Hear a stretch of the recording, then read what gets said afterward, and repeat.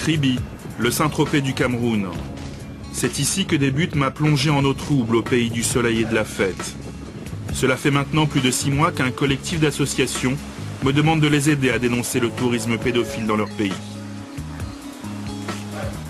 Lui, c'est Jacques de Vossel, hôtelier depuis 3 ans dans la station balnéaire. Je l'ai déjà rencontré à Paris. C'est lui le premier qui m'a parlé de l'ampleur du phénomène. C'est monsieur tout le monde qui a un peu d'argent.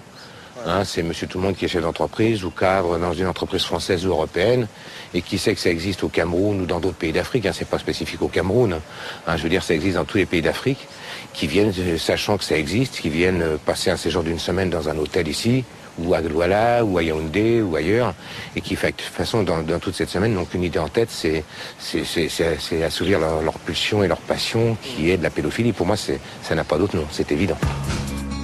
Contrairement à notre première entrevue à Paris, Jacques de Vossel refusera d'en dire plus.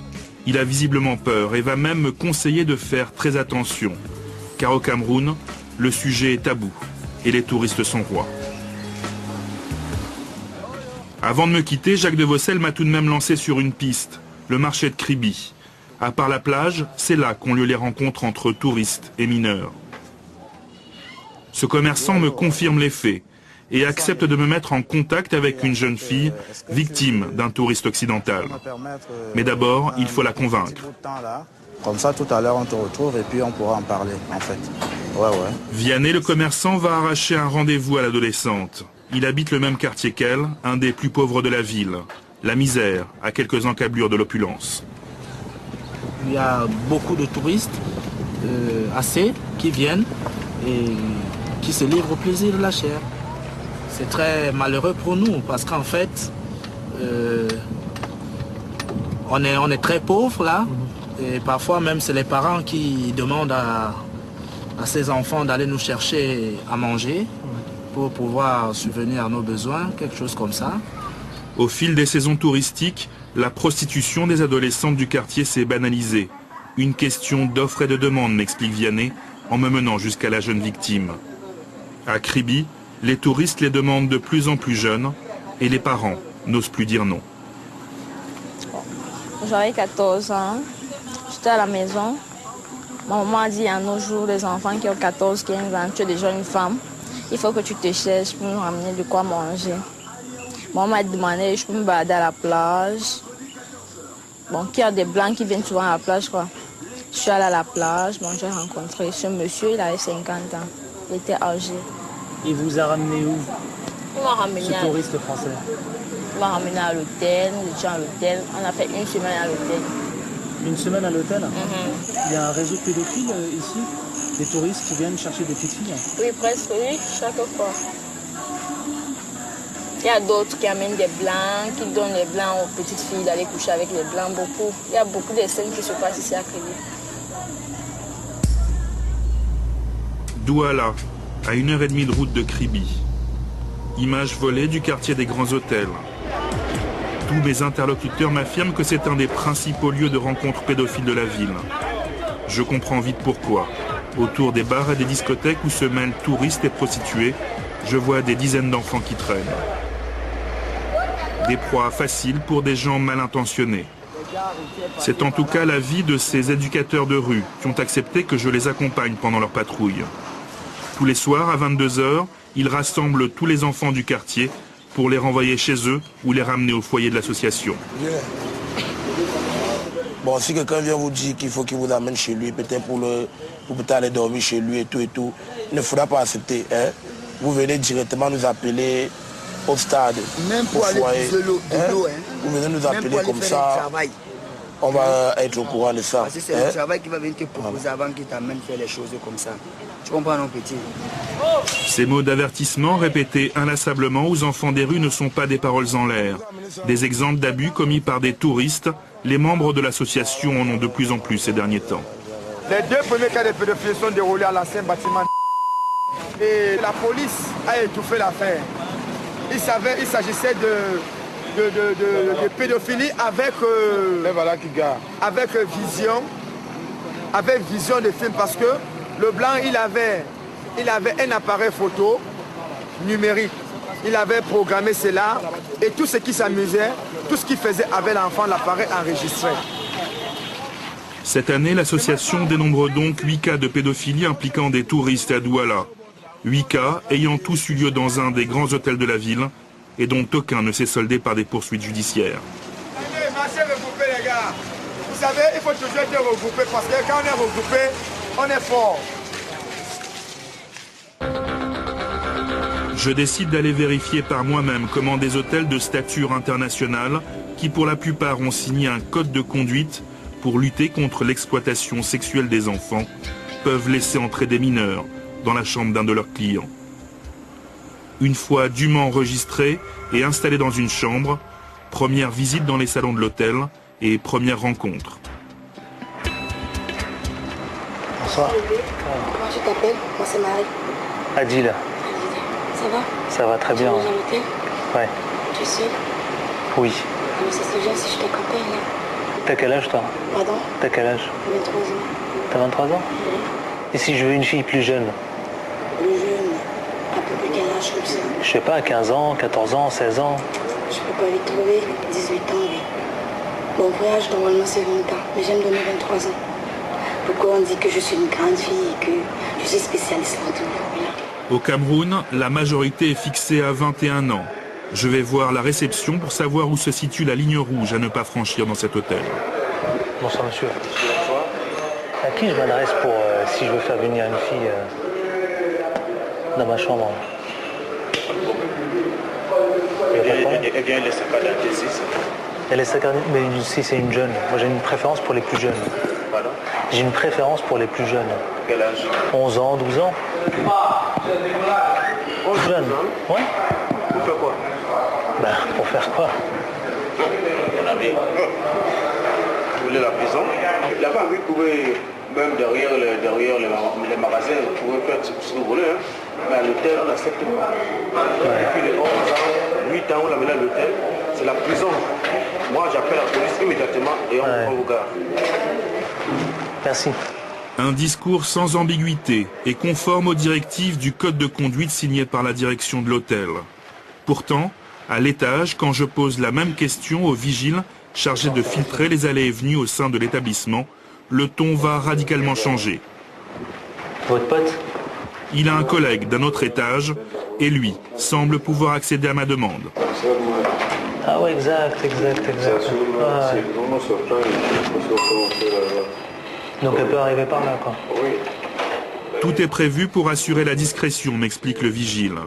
Cet ascenseur, réservé au personnel, permet de faire monter qui on veut dans les chambres, sans éveiller les soupçons de la réception.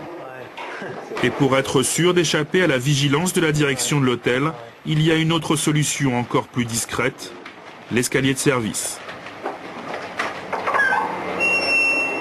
Ah oui, exact. Ouais. Et elle peut monter par là. Ouais. Ouais. Tu viens, tu me vois, je descends, tu veux que après, là, je libère avec les gars. Ça. Une discussion s'engage entre les deux vigiles. Visiblement, aucune mineure n'est disponible avant le lendemain et le prix n'est pas négociable, 50 000 francs CFA, soit 75 €. Pour une petite fille, 40, 50. 50 000 CFA. Francs CFA. Bien. Ouais. Bien satisfait. Vous êtes satisfait à fond. Ouais. C'est bien. Pour une fille de 14 ans, quoi. Rendez-vous est pris pour le lendemain. En moins d'1 heure, j'ai pu entrer en contact avec une filière de prostitution enfantine, et cela sans même avoir à sortir de mon hôtel. En attendant mon rendez-vous du soir, l'association qui patrouille dans le quartier des grands hôtels m'a mis sur la piste d'un Français, surpris dans sa chambre d'hôtel avec une fille de 12 ans. C'était il y a tout juste 9 mois, et comme dans la plupart des autres cas, l'affaire a été réglée au profit du touriste.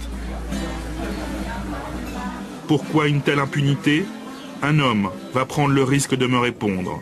C'est un haut responsable de la police. Pour ne pas éveiller les soupçons de ses collègues, il m'a donné rendez-vous dans un quartier populaire de Douala. Vous savez, généralement ici, c'est quand les victimes se plaignent que ça a un effet, que la police ait action. S'il n'y a pas plainte, il n'y a pas action. Même si la fille a 10 ans, même si elle a 12 ans, on se dit qu'il y a eu consentement. Si elle dénonce ces expatriés, nous on va entrer en action. On l'interpelle, on met les enquêtes, si tout est confirmé, on va l'expatrier. Tel est le cas d'un expatrié qui était ici. Il s'est livré à ses activités, il a été expatrié, il est interdit de séjour quand même depuis un moment de temps. Pas de plainte, donc pas de poursuite. Le policier m'apprend qu'en général, un peu d'argent versé aux familles suffit à éviter le scandale au Cameroun. Pour ce cas précis, le touriste français a donné 3 000 € pour éviter la prison. J'ai rendez-vous avec la victime, loin de son quartier et du regard indiscret de ses voisins. Jusqu'à présent, personne, à part ses proches, n'avait entendu son histoire. Elle avait 12 ans au moment des faits et aucune idée de ce que lui voulait cet homme. Quand il a forcé ma robe, il a soulevé, je forçais. Le tissu du dessus s'est déchiré. Il m'a dit que si je m'amuse, il va me faire mal en voulant enlever le slip là. Je me suis mise à hurler à ce temps-là. Les vigiles sont venus demander qu'est-ce qui se passe. Il a d'abord dit rien. Parce que dès qu'on toque à la porte, c'est lui qui va ouvrir. On dit, mais on a entendu un bruit, il dit non, c'était rien. J'ai continué. Ils ont insisté, ils sont entrés. Et qu'est-ce qui s'est passé à ce moment-là? La police est venue. Lui, il arrangeait vite ces choses, comme s'il voulait fuir. Les gars l'ont empêché. Dès que la police est venue là, ils n'ont même rien demandé. Comment ça s'est passé? Rien. Ils sont partis parler avec le monsieur, je ne sais pas ce qui s'est passé. Eux, ils sont partis. Il m'a dit, rentre chez toi, c'est tout. Et le monsieur est parti comme si de rien n'était, comme si je mentais, quoi. Qu'est-ce que tu as envie de dire?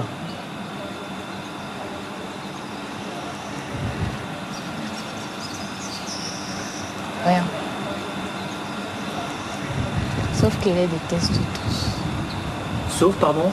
Que je les déteste tous. Qui? Vous. Les hommes? C'est ça? Ouais. Ouais. 20 h, c'est l'heure d'appeler les vigiles qui ont promis de faire monter une mineure de 14 ans dans ma chambre. Allô, c'est vous qui venez de me biper? C'est le monsieur de la sécurité là, c'est ça, hein?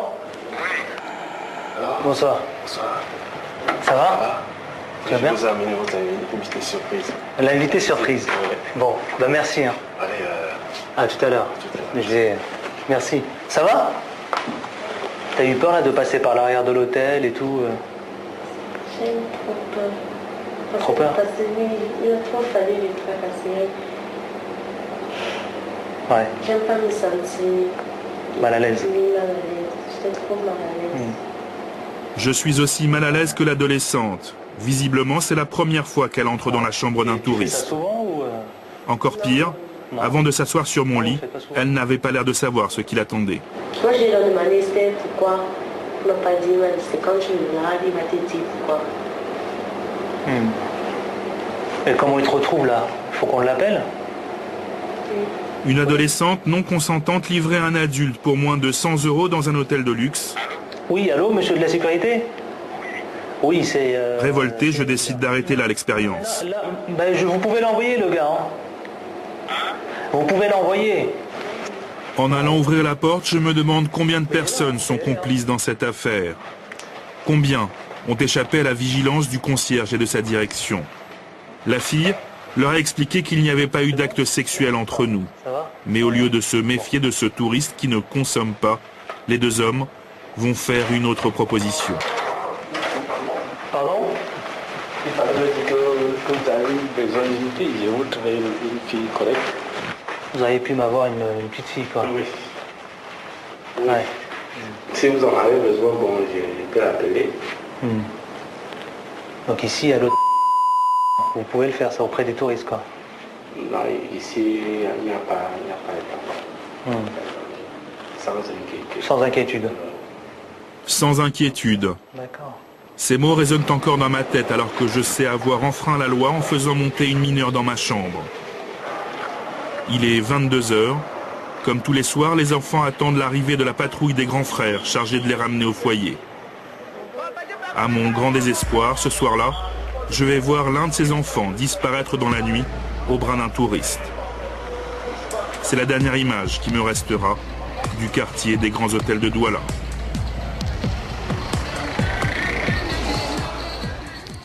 Et selon une enquête réalisée par une association camerounaise, il y a quelques années, 40% des jeunes filles âgées entre 9 et 20 ans sont victimes d'exploitation sexuelle à des fins commerciales.